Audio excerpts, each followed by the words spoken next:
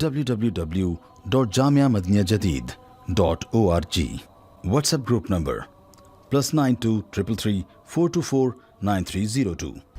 الحمدللہ رب العالمین والصلاة والسلام على خیر خلقہ سیدنا و مولانا محمد وآلہ وصحبہ اجمعین،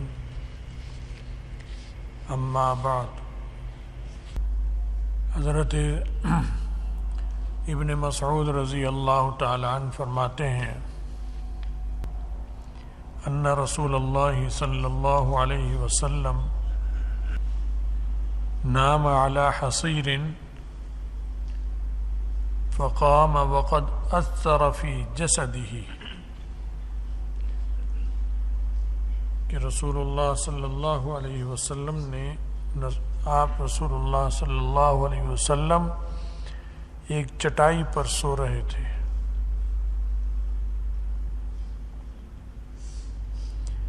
آپ اٹھے تو آپ کے جسم مبارک پر چٹائی کا اثر تھا، اس کی چھاپ تھی، جیسے جلد پر آ جاتا ہے ایسے اس چٹائی کا اثر جلد پر آئے ہوا تھا،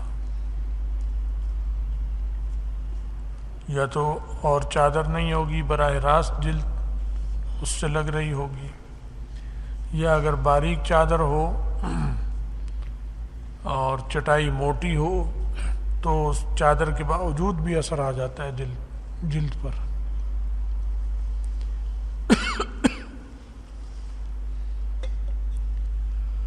تو حضرت ابن مسعود رضی اللہ عنہ جو تھے انہوں نے عرض کیا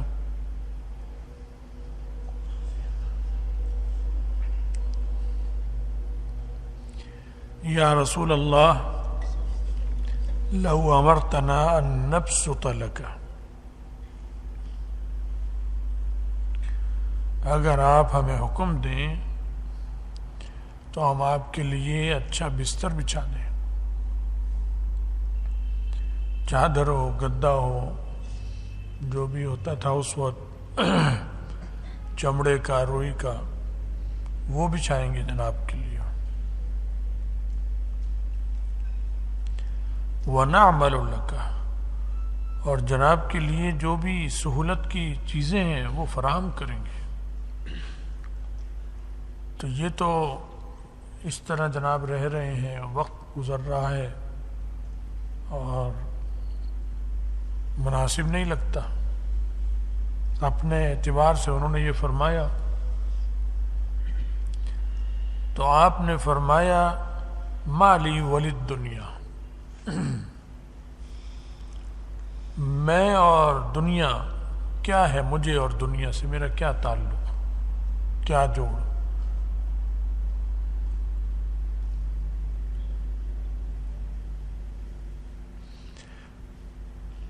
وما انا والدنیا الا کراکب استظل تحت شجرہ، میری اور دنیا کی مثال ایک سوار کی ہے، مسافر کی ہوتا ہے، جیسے وہ سواری پر چل رہا ہوتا ہے اور چلتے چلتے راستے میں کسی درخت کے نیچے آرام کرتا ہے تھوڑی دیر، تو یہ تو ایک سفر ہے، میں حالت سفر میں ہوں۔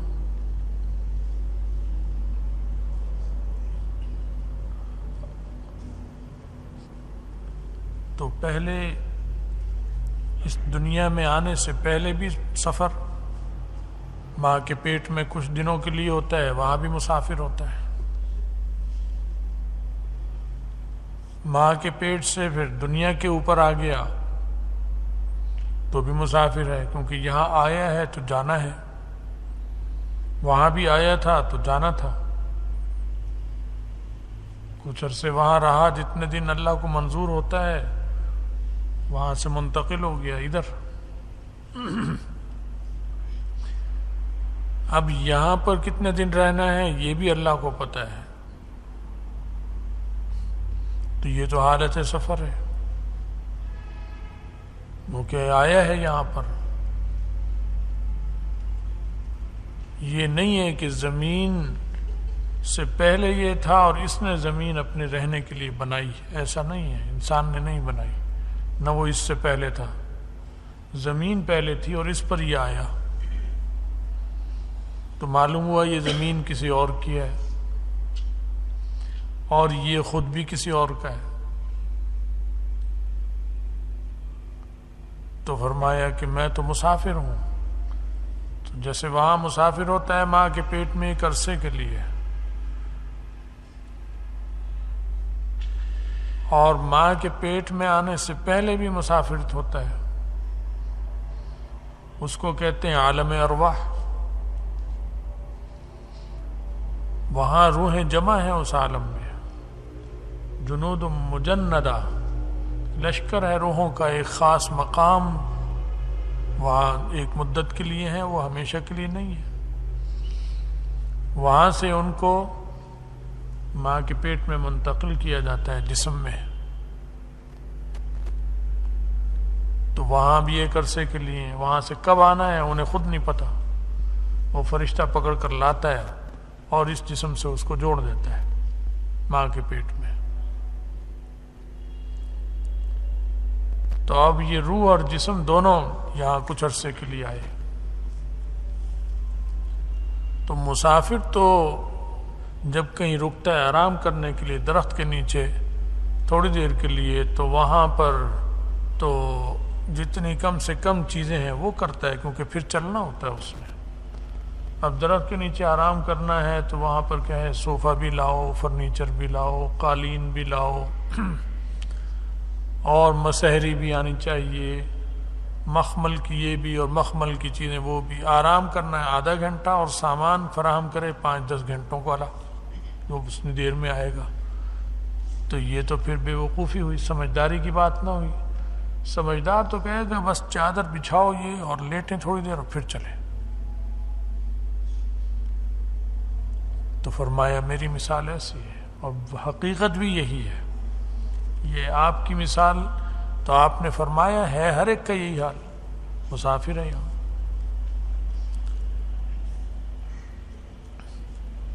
تو اس درخت کے نیچے آرام کرتا ہے، ثم راح وترکھا، پھر وہ اس درخت کو چھوڑتا ہے اور آگے چل پڑتا ہے. تو یہاں کچھ دن کے لیے آئے، کچھ دن رہ کر پھر اس درخت کو جس کے نیچے، گویا آپ درخت کے نیچے ہیں جتنے عرصے کے لیے بھی ہیں، تھوڑی دیر کے لیے، پھر یہاں سے ایک دم منتقل ہو جائیں گے اور زمین میں چلے گئے. روح جدا ہو کر عالم ارواح میں، جو اس کا مستقر اللہ نے بنایا وہاں پر، اور بدن قبر میں، زمین میں یا سمندر میں، جہاں بھی مقدر تھی موت، جس طرح بھی ہوا. جسم یہاں اور روح وہاں، لیکن جسم اور روح کا تعلق اور جوڑ رہتا ہے قائم. تو یہ پھر وہاں بھی کچھ عرصے کے لیے. تو یہ راز کی چیزیں تھیں جو انسان پہنچ ہی نہیں سکتا تھا ان حقائق کی طرف اگر انبیاء علیہ السلام نہ بتاتے. تو آپ نے فرمایا کہ یہاں یہ نہیں ہے کہ سب کچھ چھوڑ دو، بس عارضی سمجھتے ہوئے جو ضرورتیں ہیں وہ فراہم کرو. یہ نہیں کہ ضرورت ہی فراہم نہیں کرنی. چٹائی لتی تھی رسول اللہ صلی اللہ علیہ وسلم نے، چٹائی پر آرام کیا. یہ نہیں کہ چٹائی بھی ہٹا دو. پھر جوتے مبارک بھی آپ کے وہیں تھے، چادر بھی تھی، تہبند تھا باندھ رکھا ہے، عمامہ تھا لیا ہوا ہے. تو یہ تو ضرورت کی چیزیں یہ لینی ہیں. اور ساتھ اگر بیوی بچے سفر میں ہوں تو درخت کے نیچے جب آرام کرے گا تو اس حساب سے سامان لے گا، بیوی بچوں کا بھی، بیوی کا بھی، بچوں کا بھی، یہ بھی اور وہ بھی. ضرورت کی چیزیں وہ منع نہیں ہے، وہ لینی ضروری ہے.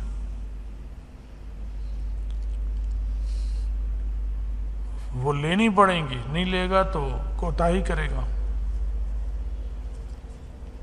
تو فرمایا کہ بس دنیا میں جو بھی ہے، شوہر ہے تو مسافر، بیوی ہے تو مسافر، ماں ہے تو مسافر، باپ ہے تو مسافر، اولاد ہے تو مسافر، سب حالت سفر میں ہے.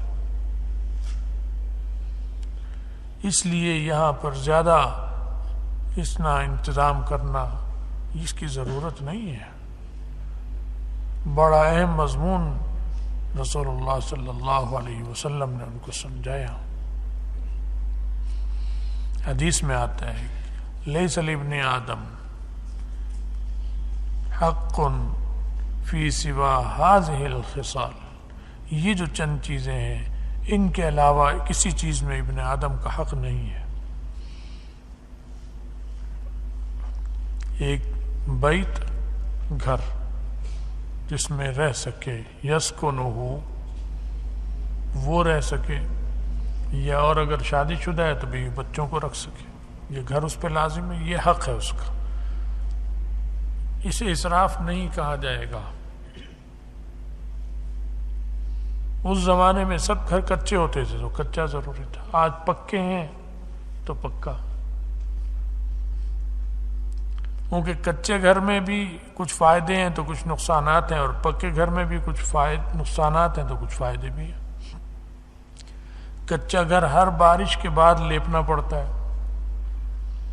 ہر بارش کے بعد چھتوں کا خیال رکھنا ہے ورنہ ٹپک جائیں گی. سال میں یہ محنت 2 دفعہ 3 دفعہ کرنی پڑتی ہے اس پر، دیکھ بھال کی، دیواروں کی لپائی، چھتوں کی لپائی. تو پکا گھر بنانا دنیا داری نہیں ہے، یہ بھی دین ہے. کیونکہ پکے گھر میں یہ ہوگا پیسے تو زیادہ لگ گئے لیکن اس بار بار کی مرمت سے بچ گیا. ابھی 50 سال 60 سال 100 سال چلتا ہے. تھوڑی تھوڑی مرمت کبھی ضرورت پڑتی ہے سالوں میں، وہ دیکھ بھال کرتے رہتے ہیں، گھر چلتا رہتا ہے. تو یہ ٹھیک ہے، اتنا یہ تو حق ہے کہ یہ گھر وہ لے جس میں وہ خود رہ سکے، اپنے بچوں کو رکھ سکے، اپنے ماں باپ کو رکھ سکے. تو ایک گھر جس میں وہ رہ سکے. وَثَوْبٌ یُوَارِی بِهِ عَوْرَتَهُ، اور کپڑے، یہ بھی حق ہے جس سے وہ اپنے جسم کو چھپا سکے.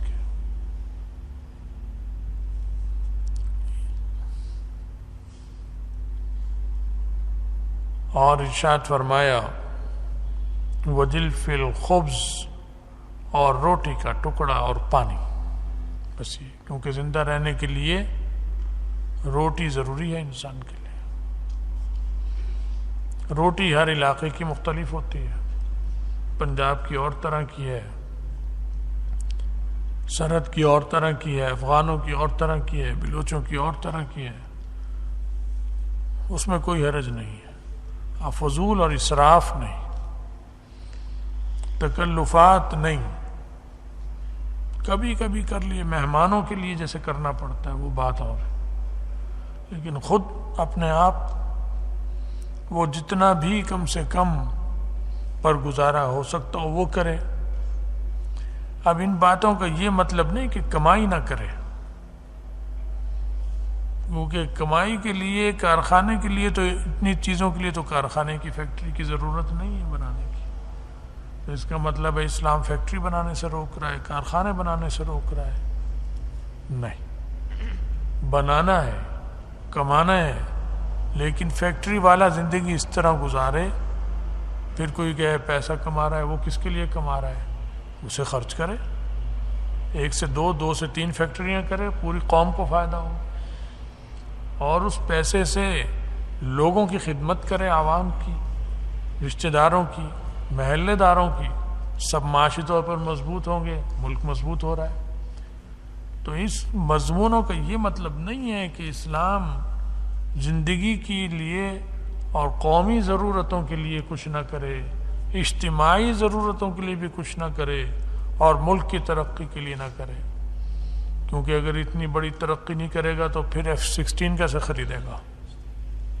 تلوار تو نہیں آج کل خریدی جائے گی لڑنے کے لیے کہ جو تلوار خریدنی ہم نے. وہ تو F-16 لینا ہے، ٹینک لینے ہیں، میزائل لینے ہیں، ایٹم بم بنانا ہے.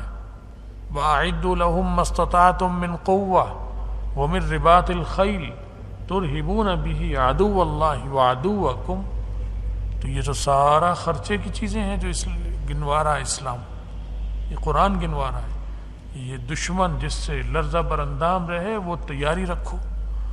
تو امریکہ کو ڈرانے کے لیے تلوار تو نہیں رکھیں گے نا کہ امریکہ ذرا ڈرتا رہے، میں تلوار پکڑ لی ہاتھ میں، تلوار سے تھوڑی ڈرے گا۔ آج کی تلوار تو اور طرح کی ہے، وہ تلوار ہی کی شکلیں ہیں مختلف، یہ بندوق تلوار کی جدید شکل ہے، یہ تلوار لینی پڑے گی آج کی۔ اب تیر اور کمان خرید کر لے ہیں کہ جی یہ لے لیا، بیکار۔ آج کا میزائل یہ اس وقت کا میزائل تھا، تو آج کا جدید تیر کمان میزائل ہے، وہ لینا پڑے گا۔ توپ کا گولہ ہے، توپیں لینی پڑیں گی۔ تو اگر مقصد یہ ہوتا کہ بس ہر آدمی یوں ہی رہے اور اس سے زیادہ پیسہ بھی نہ کمائے تو پھر تو یہ ہوتا ہی نا، پھر یہ کام کیسے چلیں گے، فوج کیسے ہوگی اور دیگر ضرورتیں۔ یہ مطلب ان باتوں کا نہیں ہے۔ مطلب یہ کہ کام سارے کرنے ہیں دنیا میں دل لگائے بغیر، دل دنیا میں نہیں لگانا، اور وہ تبھی خود بخود جب یہ رہے گا کہ یہ تو عارضی ہے جاؤں گا، رہنا نہیں تو دل خود بخود نہیں لگے گا۔ ہر وقت اس طرف توجہ رکھے تو کام بھی سارے کرے گا اور دل بھی نہیں لگا ہوا ہوگا۔ یہ آدمی کام کا ہے، کام سارے کرے اور دل لگ جائے تو پھر کون پیدا ہوں گے؟ لٹیرے، وڈیرے، نواب، غنڈے، بدماش جو بھرے پڑے ہیں ہمارے ملک میں، کام سارے کر رہے ہیں، پیسوں کما رہے ہیں، مشین چل رہی پیسہ بننے کی، لیکن دل لگا ہوا ہے اس دنیا میں تو کیا کچھ ہو رہا ہے، ان کی کتنا ان کی وجہ سے شر اور فساد جنم لے رہا ہے۔ تو یہ رسول اللہ صلی اللہ علیہ وسلم کی زندگی کا طرز جو ہے یہ ملک کی ترقی کا ذریعہ ہے، خوشحالی اور ترقی اور پیسے کو ضیاع سے بچانے کا ذریعہ۔ جب ضیاع سے بچے گا تو صحیح جگہ کام آئے گا۔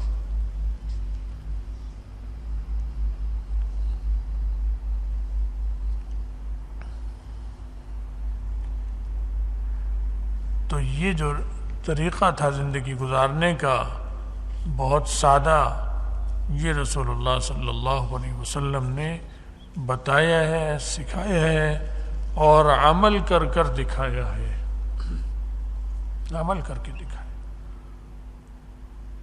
اللہ تعالی ہمیں اور آپ سب کو دین کی سمجھ بھی دے، اس پر عمل کی توفیق بھی دے، اور ہمارے دلوں سے دنیا کی محبت نکال دے اور آخرت کی طرف متوجہ کر دے، اور رزق حلال اور فراخ عطا فرمائے۔ مال ہو لیکن مال کی محبت نہ ہو۔